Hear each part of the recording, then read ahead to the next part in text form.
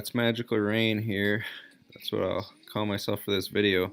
I just had my 13K game and took on a legendary status, which was cool because I have played, I think, 7 or 8 games over 7K and was really trying to get that 10K game.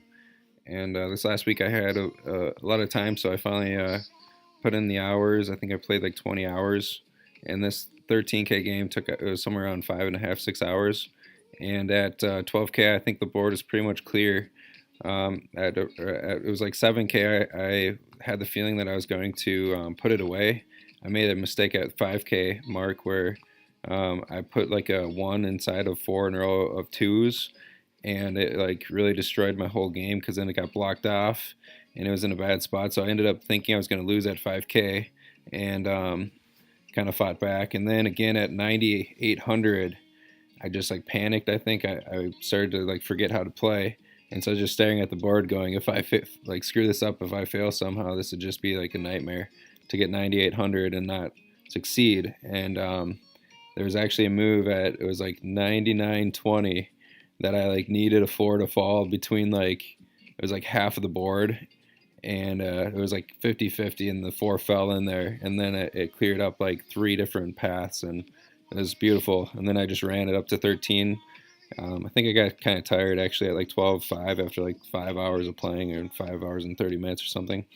But anyways, wanted to create some games here where people could maybe learn and be inspired to play, and I would love to see someone beat my score. I think it's definitely doable to beat 13-2. It felt like it was I felt like I was playing pretty much perfectly, where I could maybe have gotten like unlimited, but it's very difficult. So anyways, I'm gonna make some games here, play some where I just burn the first 10 moves. 3, 4, 5, 6, 7, 8, 9, 10. That way you get to see a position that's a little bit scary, and maybe it'll teach you a little bit on how to improvise in these weird positions and when the pieces don't really align very well. So first and foremost, there was a little bit of strategy that I was going to hopefully be able to teach you guys. So I was going to implement my notes here and draw something up. So basically, if you have 2 in a row, so I'm saying like 1, 2, 2 in a row, 3 moves to clear. So the first 2 moves, I gain +6 on board. I'll just try to keep it simple. And third move, -5, disappear, which would be +1 on board, -1, like depending on how you think about it, towards goal, we'll say.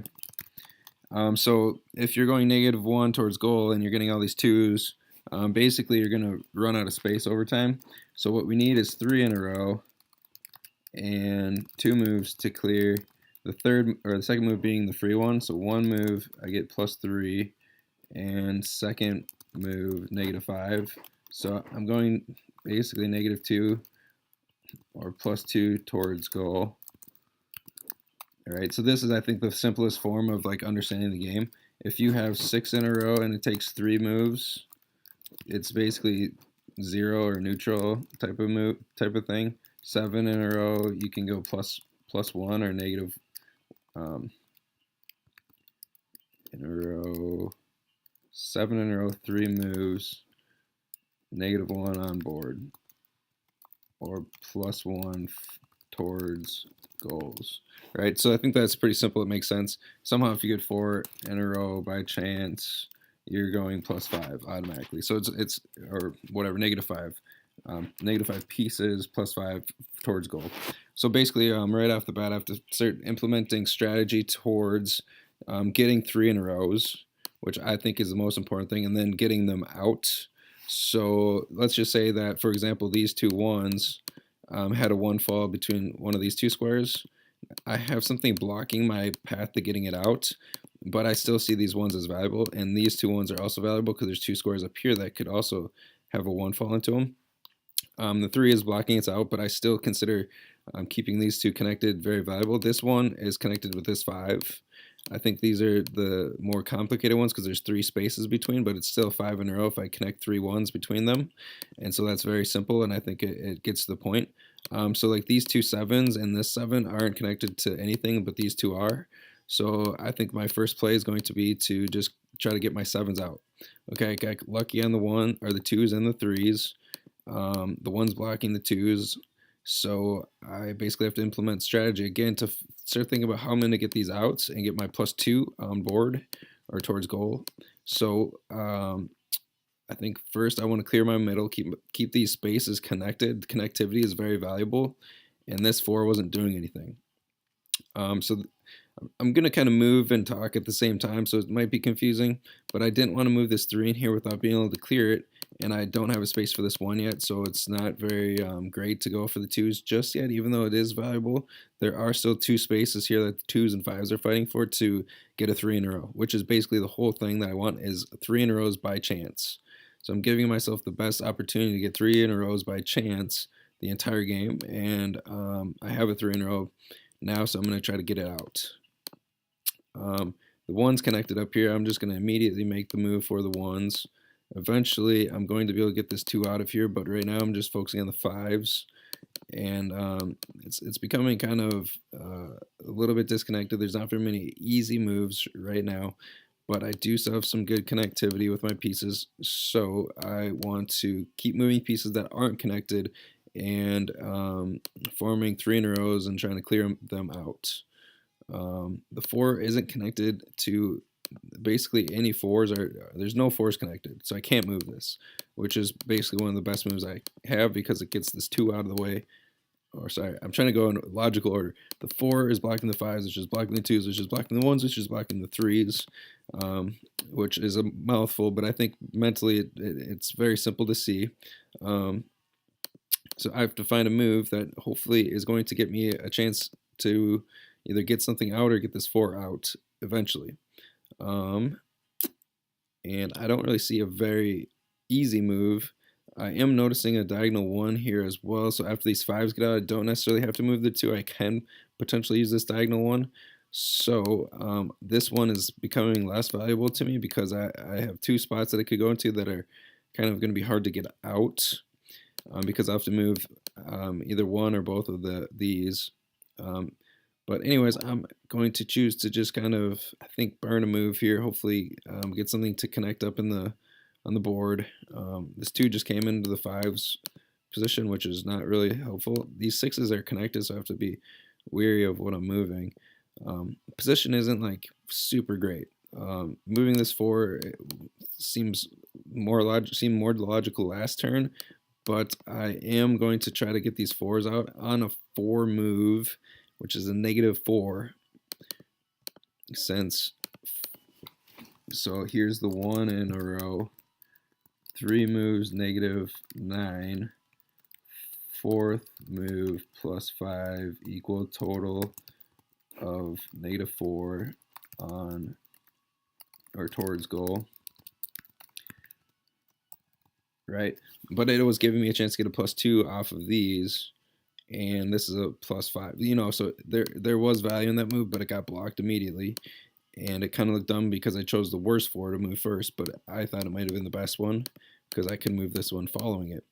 So strategically, I still have to be leery of moving pieces that are inactive and connecting or giving pieces that are coming a chance to kind of connect with the pieces that are already out here.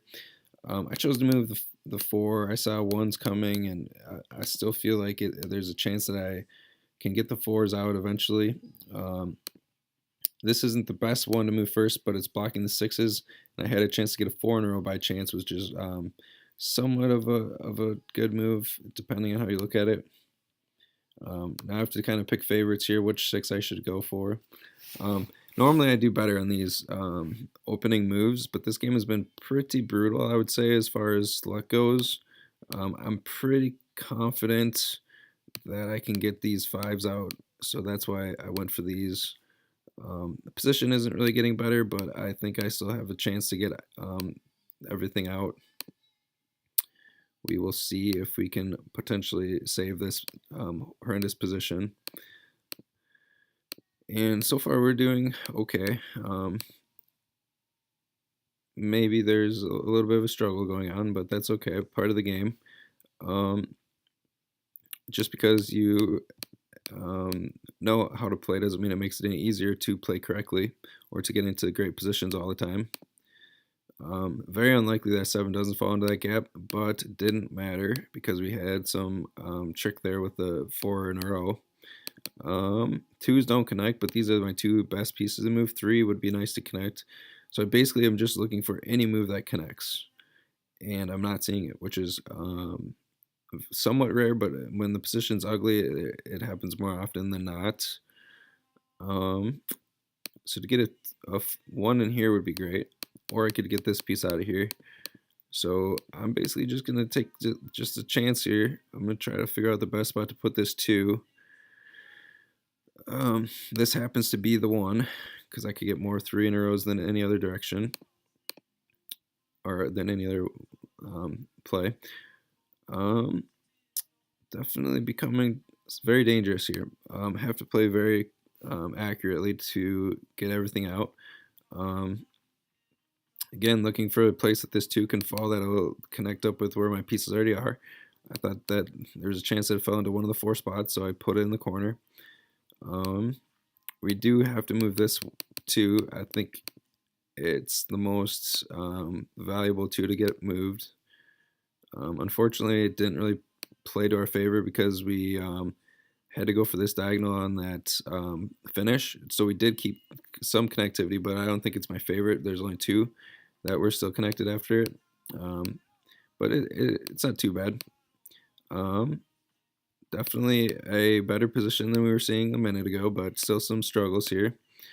We do want to get this 6 out and get those 3s to clear, but